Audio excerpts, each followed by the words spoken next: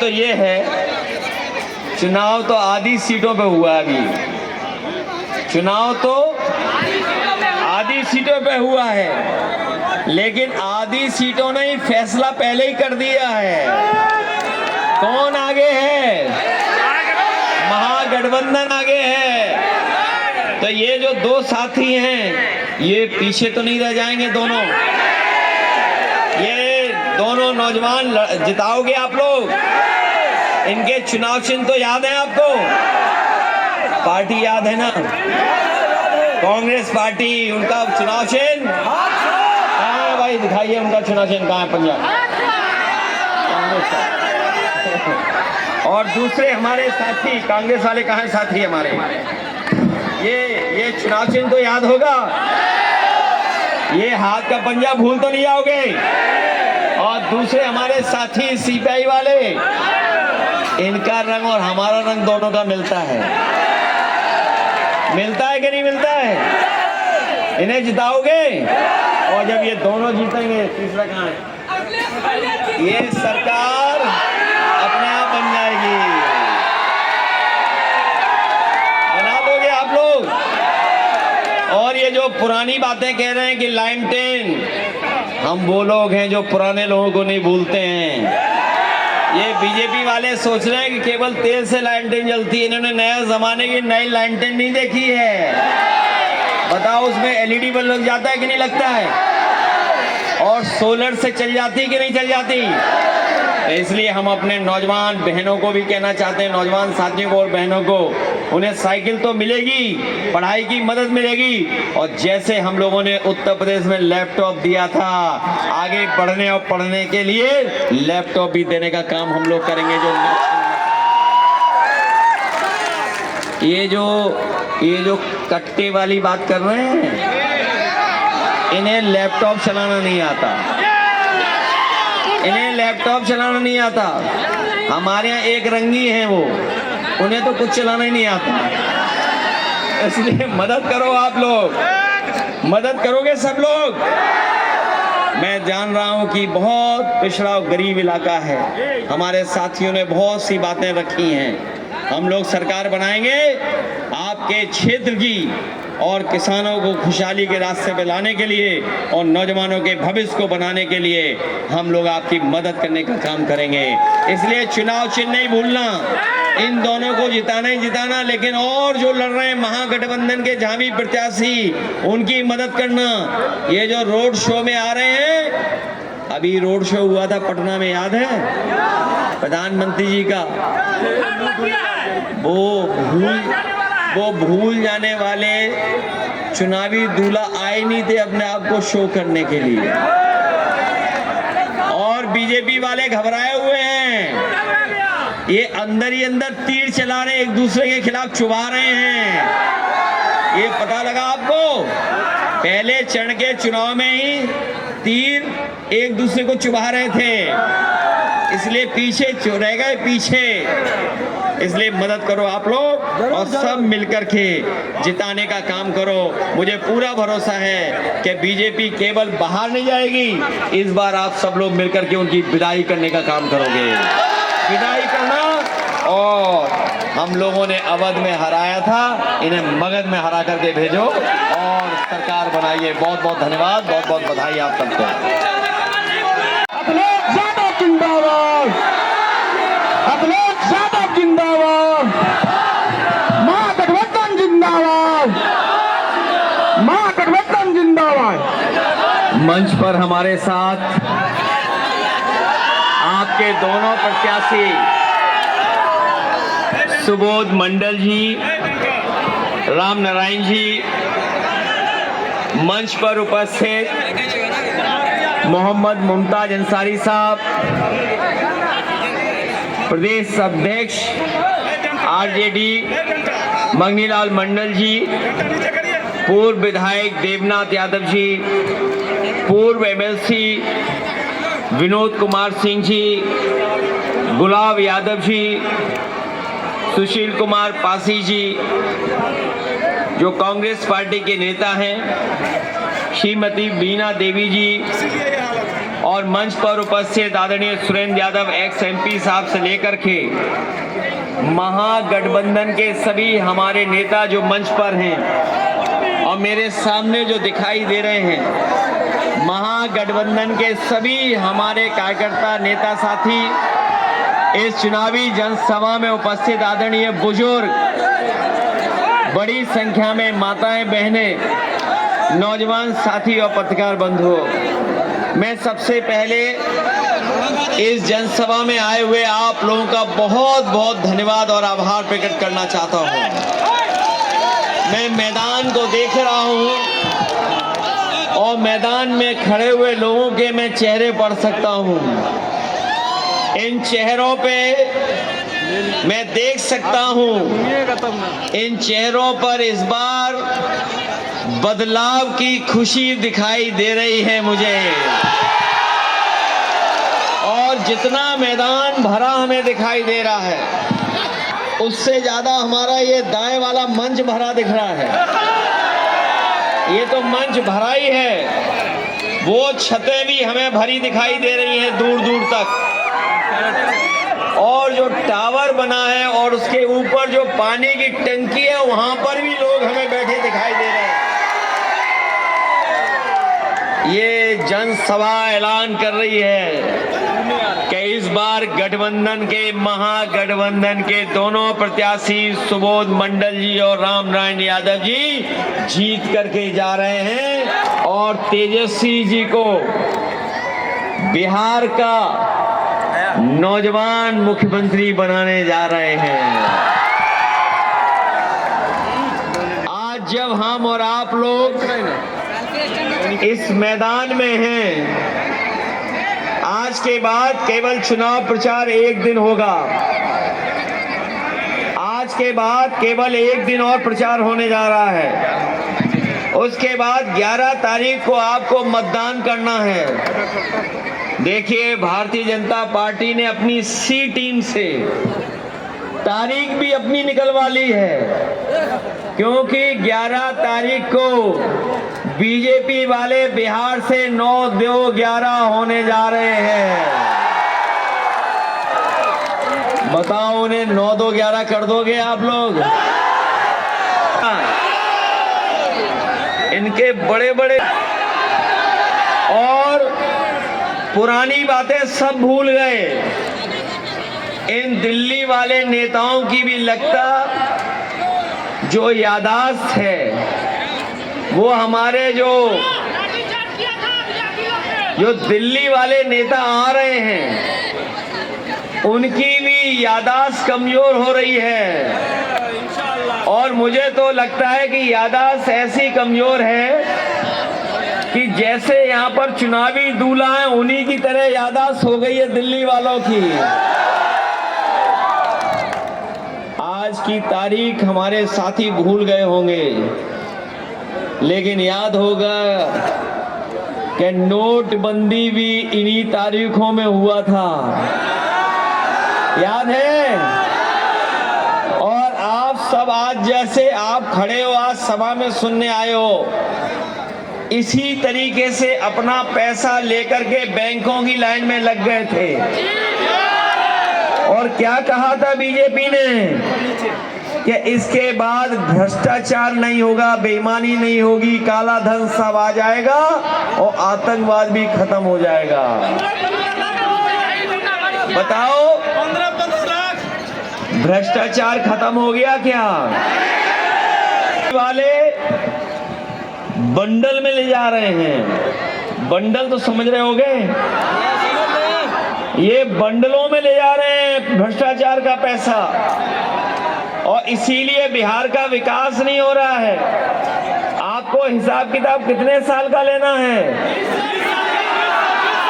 20 साल का नहीं, 20 साल बिहार की सरकार के और 11 साल लगभग दिल्ली की सरकार के। बताओ, 30 साल का हिसाब किताब लेना है कि नहीं? 30 साल में कहां पहुंचा दिया? बताओ, कहां पहुंचा दिया?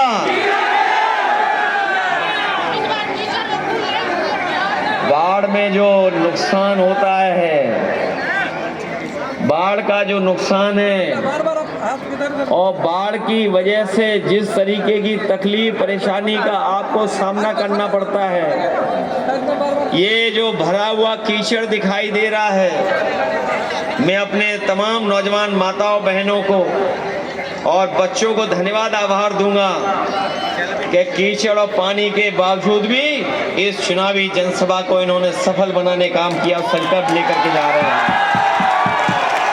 कोई भरपाई नहीं है, कभी मुड़ करके पीछे नहीं देखा, ना दिल्ली वालों ने ना बिहार के लोगों ने। और सच्चाई तो ये है, जो राशन दे रहे हैं, ये जो 5 किलो का राशन दे करके आप पे एहसान जता रहे हैं,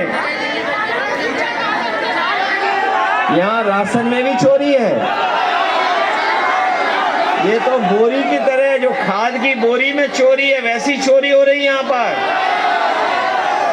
ये बीजेपी वालों को पता नहीं क्या हो गया, इतनी चोरी क्यों करते हैं ये लोग। ये वोट चोरी भी करना चाहते थे, लेकिन बधाई दूंगा कि आपने अपना वोट बचा लिया। अब 11 तारीख को वोट डाल करके इनको हिसाब किताब करना है।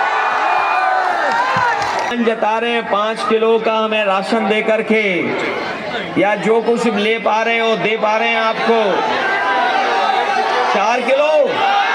यूपी में खाद की बोरी में 5 किलो चोरी कर रहे थे,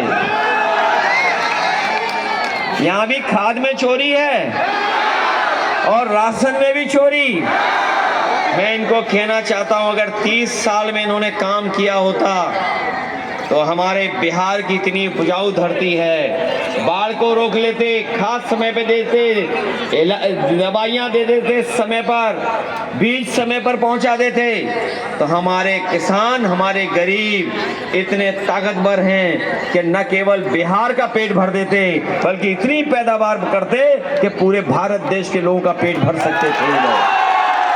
लेकिन कोई सुनवाई नहीं, हमारा किसान बर्बाद हो गया और वहीं नौजवान के हाथ में भी नौकरी रोजगार नहीं। जिस समय तेजस्वी नौकरी देने लगे और नौकरी मिलना शुरू हो गई बिहार में, इन बीजेपी के लोगों ने साजिश षड्यंत्र कर करके उनकी सरकार गिरवा दी। कभी आपने सोचा किस कारण उन्होंने, बीजेपी के लोगों ने सरकार गिराई? ये सरकार इसलिए गिराई कि जब तेजस्वी का प्रचार हो गया पूरे देश में कि ये नौकरी देने लगे, रोजगार मिलने लगेंगे, तो बीजेपी घबरा गई और बीजेपी को लगा कि अगर बिहार में नौकरी मिलने लगी तो बीजेपी से भी देश का नौजवान सवाल करेगा कि बताओ हमें नौकरी क्यों नहीं दे रहे हो, रोजगार क्यों नहीं दे रहे हो। इसीलिए साजिश कर करके उन्होंने तेजस्वी की सरकार गिरा दी और सरकार से हटा दिया। लेकिन मुझे खुशी इस बात की कि इस बात तेजस्वी जी ने तय किया है कि बिहार का पैसा बिहार में लगेगा और अपने हर गरीब परिवार के एक नौजवान को नौकरी या रोजगार से जोड़ने। सोचिए आप, आपको रोजगार नौकरी इसलिए नहीं दे रहे हैं क्योंकि हमारे प्रधानमंत्री जी को अपने लोगों के कारखाने चलवाने, बीजेपी वालों को। वो जानते हैं कि अगर बिहार के नौजवानों को नौकरी रोजगार मिल गया यहाँ पर, तो उनके जो बड़े बड़े कारखाने उनको चलाएगा कौन? इसलिए आपको नौकरी रोजगार नहीं दे रहे, ना उद्योग लगाए ना कारखाने लगाए। बताओ कोई उद्योग लगा हो तो बता दीजिए, आप कारखाना लगाओ तो बताइए। करोड़ों लोग यहाँ से जा करके पलायन कर करके दूसरी जगह काम करते हैं, नौकरी वहां कर रहे, रोजगार वहां कर रहे, मजदूरी कर रहे। क्योंकि अगर बिहार में कारखाने लग गए, उद्योग लग गए, तो उनके कारखाने उद्योग नहीं चलेंगे। इसलिए तेजस्वी जी ने तय किया है, महागठबंधन के लोगों ने तय किया है, इस बार बिहार से पलायन नहीं होगा, बीजेपी का पलायन होने जा रहा है। करोगे पलायन यहां से बीजेपी का? और ये जो बीजेपी वाले हैं, ये महंगाई पे बात नहीं कर रहे हैं। इनके जो दिल्ली वाले लोग आ रहे हैं, सब बातें कर रहे हैं, दुनिया की हर बात कर रहे हैं, लेकिन बताओ महंगाई की बात कर रहे हैं क्या ये लोग? ये डीजल पेट्रोल कहाँ महंगा हो गया बताइए, कहाँ पहुंचा दिया? हर जरूरत की चीज में बड़ी जिम्मेदारी के साथ पत्रकार साथियों के कहना, आप लोग जानकारी कर लेना। इन पत्रकार साथी जागरूक हैं, समझदार हैं। पहले याद कीजिए, पैरासीटामोल की गोली जो मिलती थी 500 ग्राम में ही बुखार उतर जाता था। जब से बीजेपी की सरकार आई है, बताओ आपको डोलो खानी पड़ रही है 600 मिलीग्राम की, और तब भी बुखार नहीं उतर रहा। बताओ ये बात सच है कि नहीं सच है?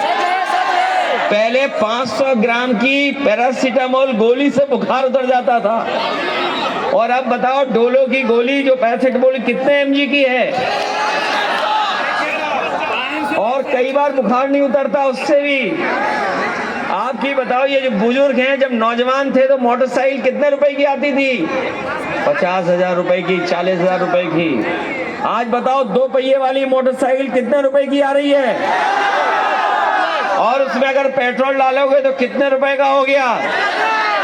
और हमारे गरीबों का सबसे पसंद वाला बिस्किट पार्ले जी, पहले इतना बड़ा आता था, पहले इतना बड़ा आता था, और बीजेपी ने इतनी महंगाई बढ़ाई। बताओ कितना बड़ा आ रहा है आजकल पैकेट।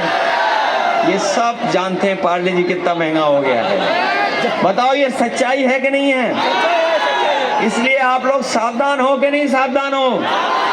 हम आपसे निवेदन करने आए हैं। बिहार की जनता ने हमेशा दिशा देने का काम किया है। राजनीति अगर संकट में आई है तो राजनीति को भी दिशा देने का काम किया है। चाहे यहाँ पर जयप्रकाश जी की संपूर्ण क्रांति रही हो, चाहे जननायक कर्पूरी ठाकुर जी ने हमारे गरीब जो पिछड़े शोषित वंचित थे उन्हें जगाने का काम किया हो, चाहे आदरणीय लालू प्रसाद यादव जी ने जिन्होंने सम्मान के साथ हमें आपको जीने का मौका दिया, चाहे महावीर रहे हो भगवान, चाहे बुद्ध रहे हो भगवान, यहाँ से रास्ता, यहाँ से दिशा और संदेश देने का काम किया है। इसलिए बिहार के लोगों से हम विशेष अपील निवेदन करने आए हैं कि देश संकट में है, और इसलिए संकट में है कि बीजेपी के लोग हमें और आपको बांट करके राज करना चाहते हैं। तो बताओ, यहाँ पर पहले भी बिहार के लोगों ने रथ रोका था, बताओ इस बार भी रथ रोकोगे कि नहीं रोकोगे बीजेपी का? और बहुत नारा लग रहा है, अब की बार, और हमारा भी उसमें एक नारा जोड़ दो, बीजेपी बाहर। बताओ बीजेपी को बाहर करोगे? और हम लोगों ने तो इन्हें उत्तर प्रदेश में हरा दिया मेहनत करके। और इस बार तो प्रभु श्री राम ने हम ही लोगों को आशीर्वाद दिया है। बताओ प्रभु श्री राम जी ने हमें आशीर्वाद दिया कि नहीं दिया? समाजवादियों को वो हारे वहां पर कि नहीं हारे? तो हम लोगों ने अवध में हराया, मगध में हराओगे आप लोग? ये हारने जा रहे हैं, इसलिए घबराए घूम रहे हैं। इनके चुनावी दूल्हा भी जान गए, अब उन्हें कोई माला नहीं डालेगा उनके गले में। जहां कहीं मौका मिलता है वो दूसरे के गले में माला डाल रहे हैं। इसलिए सावधान हो के नहीं आप लोग? तेजस्वी जी को मुख्यमंत्री बनाओगे आप लोग, और नई सरकार बनने जा रही है। ये नई सरकार बिहार में नौकरी देने वाली सरकार है। युवा तेजस्वी नई सोच के हैं, सबको साथ लेकर के चलने वाले हैं, और जो नई सोच के लोग हैं वो भेदभाव नहीं करते हैं, सबको साथ लेकर के चलते हैं। नए लोग प्रोग्रेसिव होते हैं, सकारात्मक होते हैं, उन्हें खुशहाली तरक्की पसंद है। इसलिए तेजस्वी यहाँ पर मुख्यमंत्री बनेंगे तो बिहार की तरक्की कराने का काम करेंगे, और हम लोग भी अपने अनुभव से उनकी मदद करने का काम करेंगे। ये जो 10,000 रुपए दिए जा रहे हैं, बताओ आपके साथ बेईमानी है कि नहीं है? और अगर हिसाब किताब और जानकारी और यादाश्त अगर सही है तो वादा तो 15 लाख रुपए का था। बताओ उधार कितने हमारे आपके उनके ऊपर? 14 लाख। बताइए उधार इतने, और 10,000 में सोच रहे हैं सब पा जाएंगे। इसलिए आप लोग सावधान रहना। हमारे तेजस्वी जी ने तय किया कि अपनी गरीब माताओं बहनों को 2500 रुपया महीना दे करके इनको सम्मान देने का काम करेंगे और 10,000 चाहिए।